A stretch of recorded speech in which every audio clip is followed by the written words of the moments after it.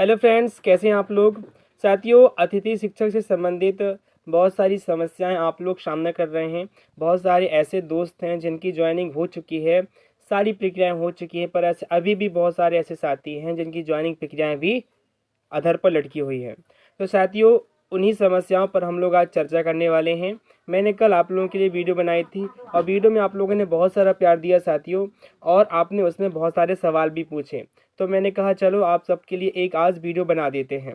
साथियों, आप लोग देख सकते हैं यहाँ पर, जैसा कि आप लोग देख सकते हैं, अतिथि शिक्षक सवाल जवाब, अतिथि शिक्षक सभी समस्याओं पर चर्चा। आज हम अतिथि शिक्षक से जुड़ी हुई कम से कम 4 समस्याओं पर चर्चा करेंगे और उन 4 समस्याओं पर पोर्टल के द्वारा, लोक शिक्षण संचालनालय के द्वारा और न्यूज़पेपर में क्या क्या चीज़ें कवर की गई हैं, सारी समस्याओं पर हम लोग आज चर्चा करने वाले हैं और पुराने और नए अतिथियों पर भी विशेष चर्चा आज हम करेंगे। तो साथियों, यदि आप लोग फर्स्ट टाइम मेरे चैनल पर विजिट कर रहे हैं तो चैनल को सब्सक्राइब कर लीजिए, बेल आइकन को प्रेस कर लीजिए और अपने दोस्तों तक शेयर कर लीजिए। तो चलिए साथियों, शुरू करते हैं।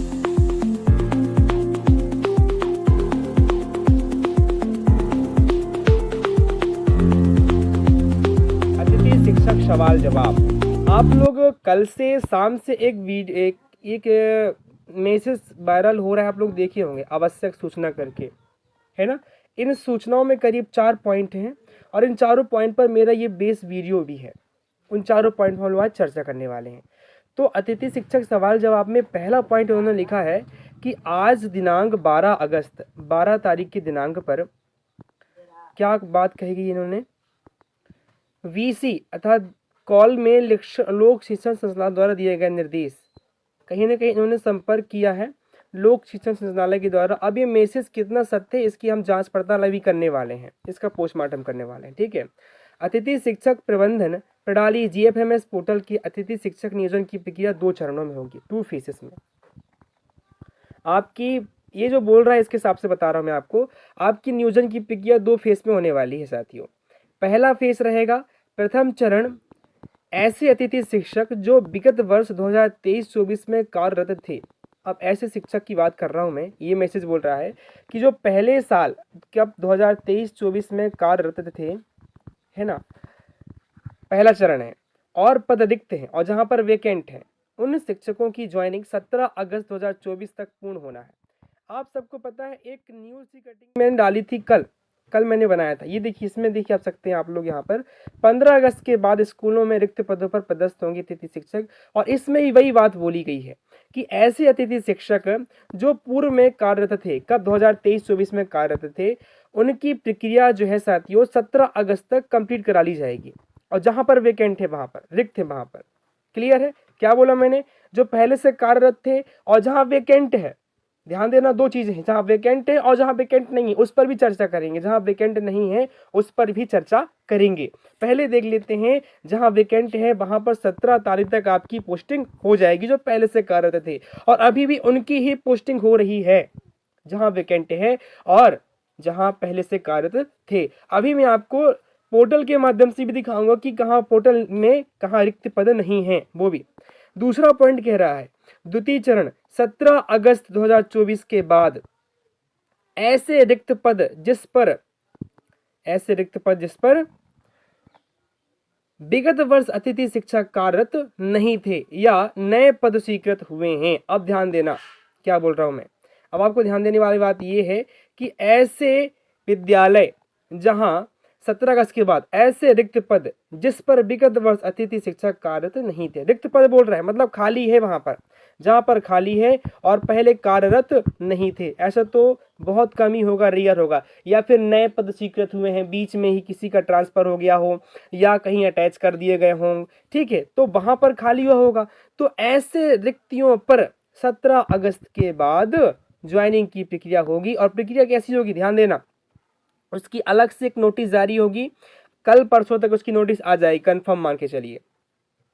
जीएफएमएस पोर्टल पर चॉइस फिलिंग की प्रक्रिया होगी, कैसे, सरकारी टीचर्स की तरह, आप सबको पता होना चाहिए, चॉइस फिलिंग की प्रक्रिया होगी, ठीक है, मतलब आप चॉइस करेंगे स्कूल चॉइस करेंगे और मेरिट के बेस पर वहाँ पर गेस्ट टीचर की भर्ती होगी। आप सबको पता है चॉइस फिलिंग की प्रक्रिया कैसी होती है, काउंसलिंग की प्रक्रिया कैसी होती है।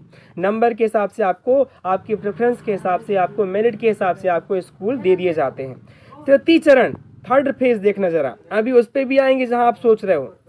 तृतीय चरण में गैर शैक्षणिक पद, गैर शैक्षणिक पद से कि आपके वोकेशनल वाले हो गए, पीटी वाले हो गए, ठीक है ना। इन पर तृतीय चरण पे प्रक्रिया होगी, वो कब होगी? अगस्त के अंतिम सप्ताह में। ये सारी प्रक्रियाएं, शैक्षणिक कार्य वाली सारी प्रक्रिया हो जाने के बाद आपके गैर शैक्षणिक पदों पर जो भर्ती होने वाली है वो अगस्त के अंतिम सप्ताह में होगी। अगस्त के अंतिम सप्ताह में आपकी प्रक्रिया होगी। जो लैब वाले हैं, लाइब्रेरियन की मतलब ग्रेड 3 वाले जॉब जो है ना गेस्ट में। अब ध्यान देना, यह फोर्थ पॉइंट देखना जरा, विशेष रूप से बोला इन्होंने, जिन विद्यालयों में पद प्रदर्शित नहीं हो रहे हैं या उच्च पद प्रभार, अब ध्यान देना मेन इंपॉर्टेंट चीज, उच्च पद प्रभार। अभी उस पर मैंने कल ही वीडियो बनाई थी, कल या परसों, आप लोगों ने नहीं देखा है जाके देख लो। उच्च पद प्रभार तथा नवीन भर्ती के लिए रिजर्व हैं जिन विद्यालयों में पद प्रदर्शित नहीं हो रहे हैं। अब ध्यान देना, ऐसे विद्यालय जहां पद प्रदर्शित नहीं हो रहे हैं, चाहे पहले से कार्यरत थे या ना थे, पर वहां पद प्रदर्शित नहीं हो रहे हैं, वहां पर उच्च पद प्रभार और साथ में नवीन भर्ती के लिए, और ट्रांसफर की पॉलिसी यहाँ दिया नहीं है, ट्रांसफर वाले भी आएंगे वहां पर, तो ट्रांसफर के लिए भी वहां रिजर्व रखा गया है।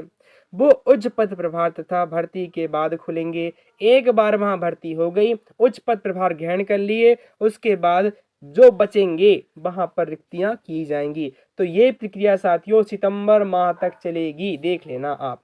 30% से कम परीक्षा परिणाम वाली विद्याशालाएं विगत वर्ष कार्यरत अतिथि शिक्षकों के लिए लॉक रहेंगी। अब ध्यान देना, जहां पर 30% से कम रिजल्ट वाले ऐसे टीचर या सब्जेक्ट वाले टीचर जिस साल में कार्यरत थे, वहां पर उनकी वैकेंसी लॉक रहेगी, अर्थात वहां पर वैकेंसी ओपन ही नहीं होगी।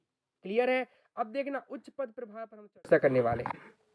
देखिए ये 15 अगस्त वाली जैसा आप लोग देख लीजिए, मैंने बनाया था वीडियो कि 15 अगस्त तक ऐसे पद जहां पर रिक्तियां प्रदर्शित हो रही है, पहले से कार्यरत थे, उनका यहाँ पर भर्ती हो जाएगी, ज्वाइनिंग हो जाएगी। अब देखना उच्च पद प्रभार, मैंने एक वीडियो बनाई थी कल, आप लोगों ने नहीं देखा होगा, जाके देख लेना।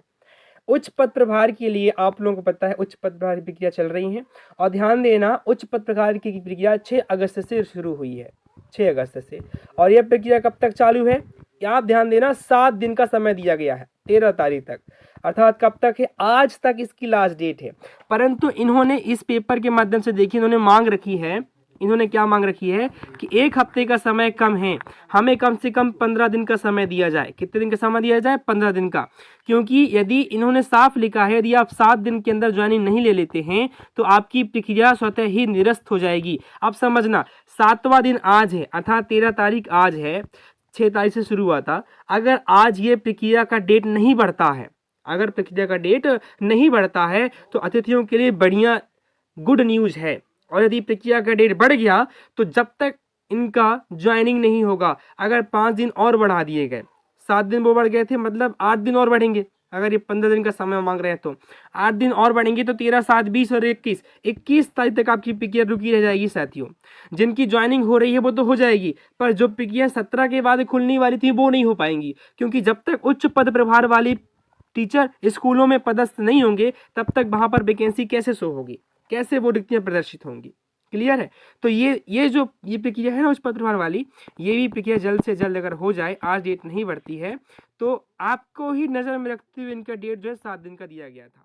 ठीक, ये थी इसकी। अब इसके बाद GFMS पोर्टल पर देखिए जरा, कुछ और समस्याएं चल रही हैं, आप लोगों ने देखा होगा।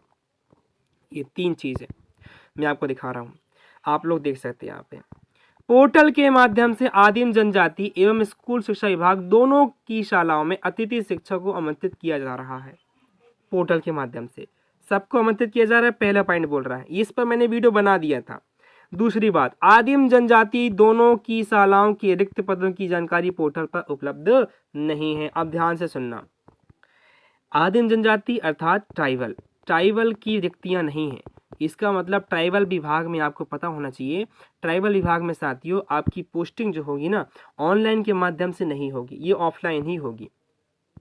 देखिए ज़रा क्या बोल रहे हैं यहाँ पे, जहाँ जहाँ भाई आप सोचिए पोर्टल पर उपलब्ध नहीं है रिक्तियाँ, क्योंकि रिक्तियाँ प्रदर्शित नहीं हो रही। जब तक रिक्तियाँ प्रदर्शित नहीं होंगी तब तक वहाँ कैसे ऑनलाइन प्रक्रिया होगी। आदिम जनजाति दोनों की शालाओं में शाला प्रमुख एवं संकुल प्राचार्यों को शासन के नियमानुसार अतिथि शिक्षक को आमंत्रित करने हैं। ये पहले मैंने वीडियो बनाया था, संकुल प्राचार्य और आपके शाला प्रमुख आपको क्या करेंगे, आमंत्रित करेंगे अतिथियों को आदिम जनजाति में। क्लियर है, ये दिया है आपके, कहाँ देखना, रिक्तियों में जाना, जिलेवार रिक्तियों में जाना, आपको मिल जाएंगे 3 निर्देश, ये महत्वपूर्ण निर्देश थे। तो साथियों ये थी आज की इन्फॉर्मेटिव वीडियो जो मैंने आपके लिए लेके आया, क्योंकि आप लोग कल बहुत सारे प्रश्न पूछ रहे थे। तो ये थी आज की इन्फॉर्मेटिव वीडियो साथियों, आप सबको पसंद आई है तो मेरे चैनल को सब्सक्राइब करें, क्योंकि आप लोग वीडियो तो देख ले रहे हैं, मैं इतनी मेहनत कर रहा हूँ, आप लोग मुझे प्यार बहुत कम दे रहे हैं। प्लीज़ मेरी वीडियो को सब्सक्राइब करें, चैनल को सब्सक्राइब करें, वीडियो को लाइक करें और बेल आइकन प्रेस करें, अपने दोस्तों तक शेयर करें। ठीक है साथियों, ये थी आज की इन्फॉर्मेटिव वीडियो, पसंद आई हो तो चैनल को सब्सक्राइब कर लें। मिलता हूँ नेक्स्ट वीडियो में, थैंक यू सो मच।